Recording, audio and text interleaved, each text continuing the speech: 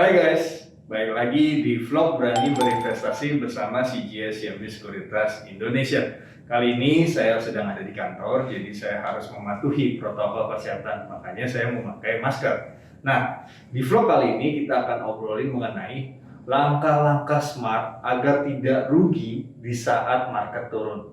Yuk kita bahas.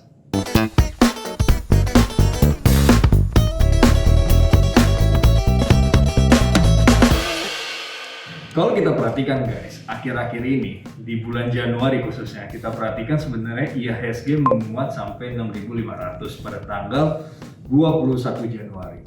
Namun setelah tanggal 21 Januari, yaitu lebih tepatnya tanggal 27 Januari, IHSG cenderung melemah sangat cepat sampai kalau kita perhatikan di intraday tanggal 27 Januari itu di level 5.998. Kalau kita perhatikan proses pelemahan ini, dan kalau kita perspektifkan terhadap menjadi seorang trader, banyak sekali mungkin trader yang harus tarik nafas melihat sahamnya turun, IHSG turun, dan sampai ada yang bilang saya nggak mau cut loss, dan itu diharuskan untuk dia nyangkut di atas.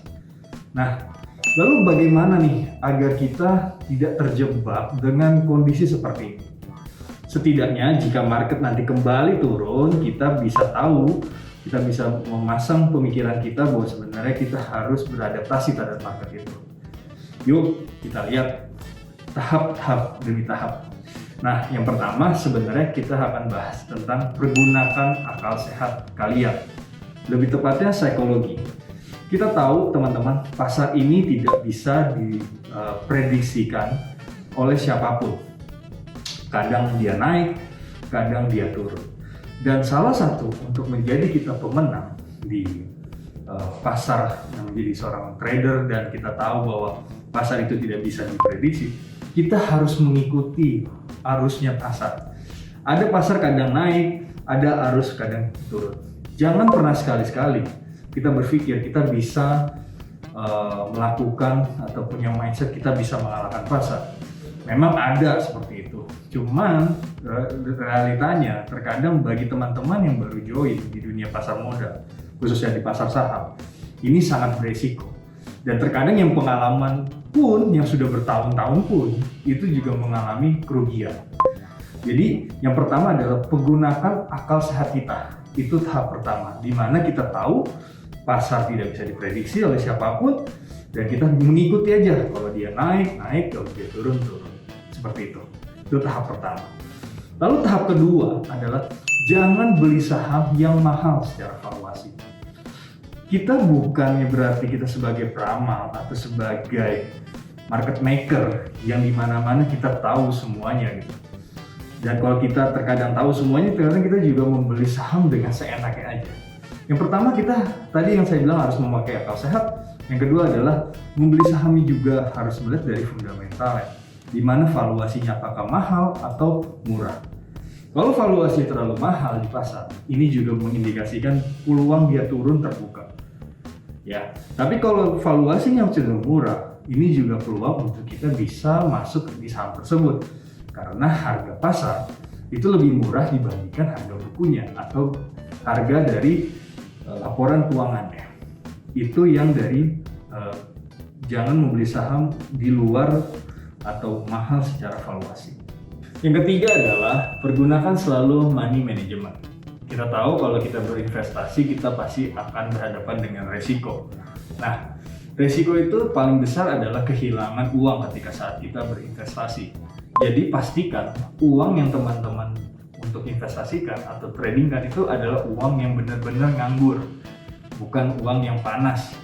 Karena kita tahu bahwa sebenarnya ketika kita membawa uang kebutuhan sehari-hari untuk trading, untuk jangka pendek, ini juga sangat menimbulkan resiko. Karena kita tidak tahu market akan turun, apa akan malah naik, seperti itu. Jadi kita perlu untuk mencari dana yang sebenarnya dana ini tidak dipakai jangka pendek, atau dalam tanda kutip dana yang benar-benar nganggur deh. Ya, jadi kalau kita perhatikan itu bisa menjadikan dampak yang sangat cukup baik buat dari sisi emosi. Karena dana yang kita salurkan buat investasi saham itu adalah dana untuk nganggurnya, dana jangka panjangnya. Nah, itu yang harus sering dipakai, yaitu money management. Lalu yang keempat adalah gunakan cut loss. Cut loss itu menurut saya tidak terlalu aib. Tapi cut loss itu adalah menolong kita untuk kita menjaga resiko kita supaya tidak terlalu banyak resikonya. Kalau kita perhatikan, gunakan cut loss ini adalah supaya menjaga kita dari kehilangan yang begitu banyak. Jadi harus tahu kapan saatnya kita cut loss. Let's say kalau kita beli saham A, misalnya saham A, targetnya 3%, cut loss-nya harus 2%. Kita harus benar-benar fokus kepada cut loss-nya 2%. Jangan sampai kita memberikan ya sudahlah, gampang lah, tiba-tiba saham drop dan tiba-tiba bisa resikonya bisa jadi 20%, 10 dikali 10 ya. Itu sangat berbahaya dan kita jadi malas sekali untuk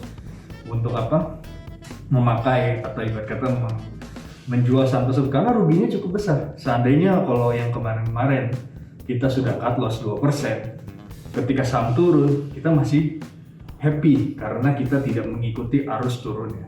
Dan jangan terlalu khawatir teman-teman. Di Indonesia ini ada lebih dari 600 saham. Jadi kalau teman-teman sebagai trader kalah di saham satu atau saham A, teman-teman bisa melihat saham yang lain. Dan yang paling penting jangan balas dendam. Ini yang paling penting, karena ketika kita cut loss, kita merasa rugi, kita besoknya harus balas dendam. Padahal sendiri kita nggak tahu, tiba-tiba besoknya saham bisa turun lagi. Jadi jangan pernah memakai emosi untuk masuk dalam tradingnya teman-teman. Itu yang keempat. Yang kelima, berlatih dan terus mengasah kemampuan kalian. Memahami arah market memang tidaklah mudah, namun tidak ada jalan pintas dan instan. Seperti kata pepatah, latihan membuat sempurna. Salah satu cara agar Anda dapat mengerti arah market dan belajar psikologi serta money management adalah dengan terus latihan dan jam terbang yang kalian ciptakan.